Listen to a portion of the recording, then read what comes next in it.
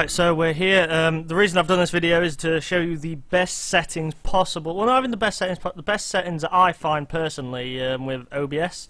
So I've got all my wingle dingles here. We're going to go to settings, and over here you've got all your different settings. We're going to go through we'll go through most of them, but we're going to go through the best settings possible that I can think of for not streaming, just for base game. Streaming, if you were to use these settings on a stream, it might not go down so well.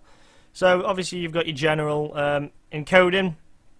You want to do times 64. Now you could do NVIDIA, NVNC, which is, don't get me wrong, it's good, but trying to find settings for just recording on OBS, I can't find myself a good balance between quality and speed, and it just, whereas the times 64 that you can, times 264.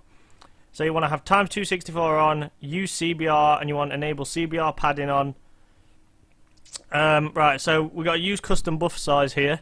Now you've got max bitrate. This can be whatever. You could have 10,000 if you wanted. You could have it at 2,000. I have mine at 1,000. And you want use custom buffer size, and you want this one on 0. Now there will be a reason for that, so we will go on about that later on. We've got the codec. You want AAC because of the quality. You want 48 kilohertz. You want 320 bitrate. That's the highest possible quality for the bitrate. And channel stereo, just because I mean the thing is, stereo is a hell of a lot better quality than mono, especially the voice, wanting to get that good voice quality for your videos, whether it's a gaming video or if it's a tutorial video.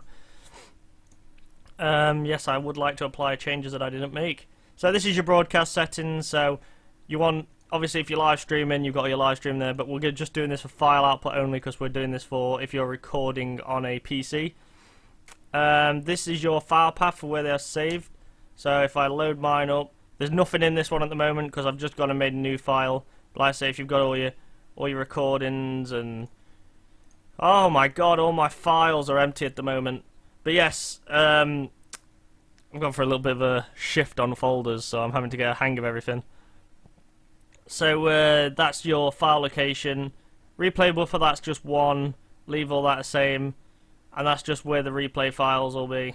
Which again, I've just left the base video file. Yes.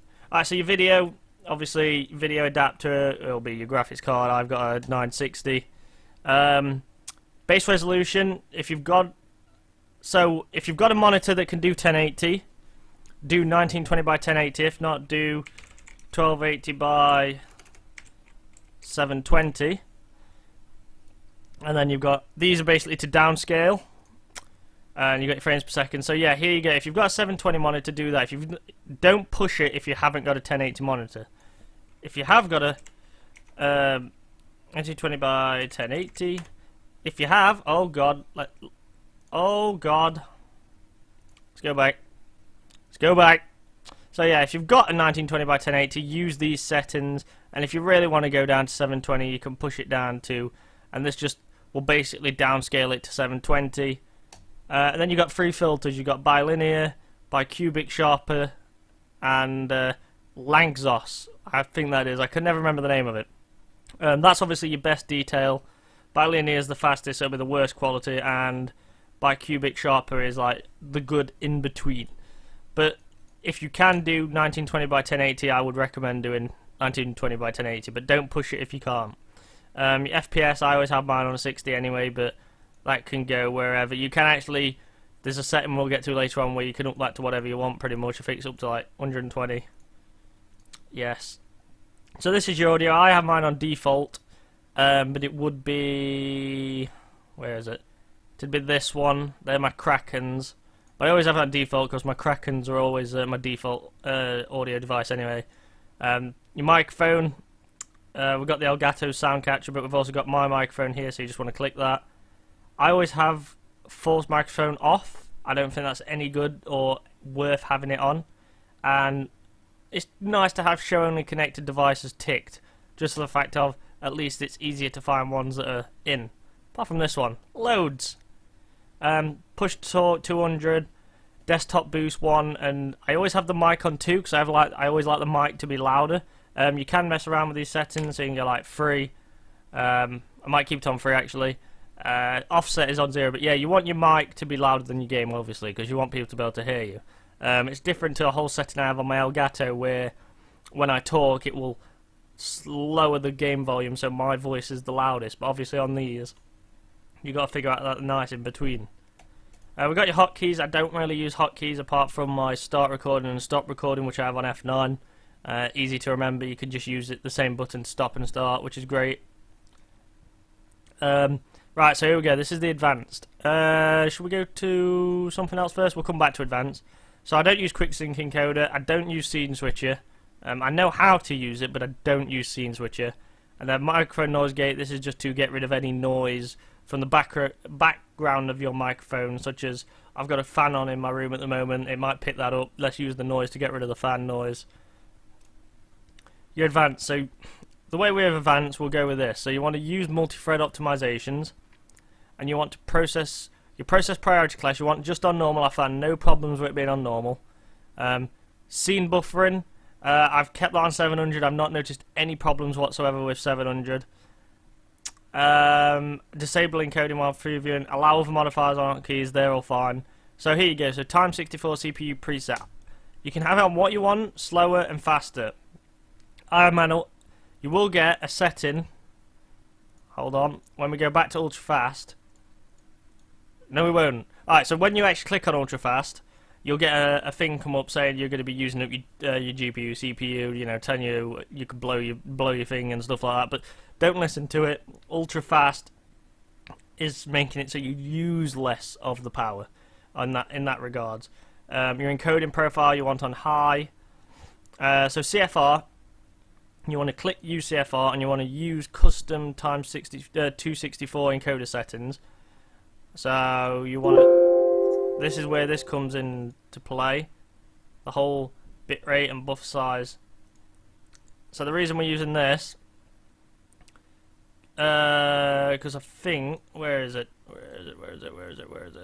CBR padding, custom buffer, there you go, use custom buffer size, that's the one you want to click. So using the custom size, you want to see it, CRF equals, oh god, equals, and the highest this can go up to, I believe, if I'm right in thinking, is 51. They recommend on their site 23. The higher the number, the worse the quality, because it's all being compressed. So, as much as you would think, I'm going to put 51 and have the best quality, you're actually going to have the worst quality possible. But if you have 1, you can have the best quality possible, but it takes a massive strain on your device. I tend to, I watched a tutorial a long time ago, and I've stuck to what I was told in that video, and that's not 112, dear God, 12. CRF 12 seems to work just fine. It's a good nice in between. Anything around there, you know, 13, 11, I just use 12. It works out pretty good. Don't want to encode in full range. There you go, that's the one I was telling you about, allowing 61 to 120 FPS. Don't want to force auto. You can use timestamps. I don't personally use them, but you can use them. I know a lot of people I know that record use timestamps, just to make sure that the video is properly in sync, like they can tell it's in sync. Whereas if you don't use it, you know you've got to try and guess.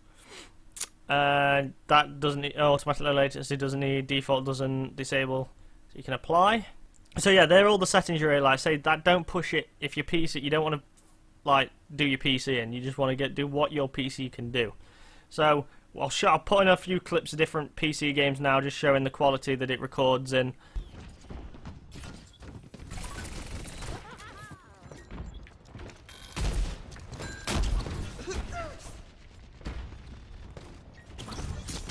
Bombs away!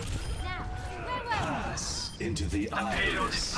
Wait for it!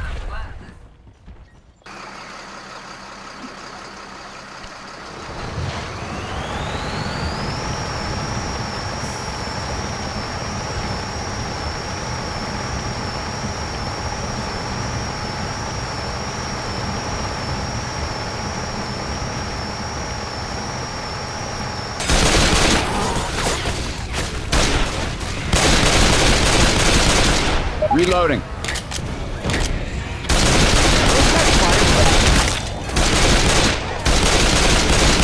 Reloading!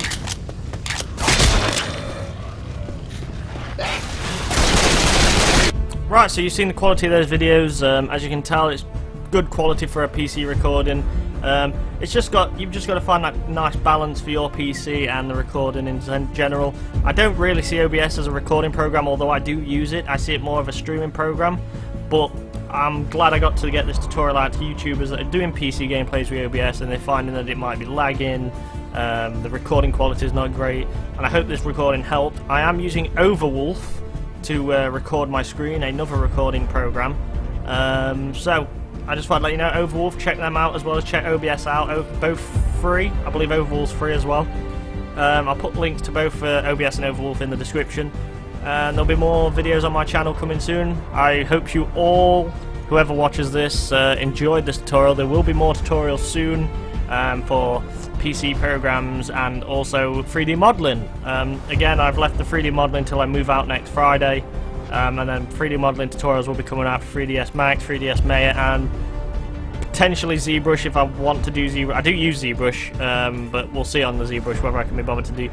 That might be a little while before that, but Max and Maya will get them out and get the basics and then the advanced.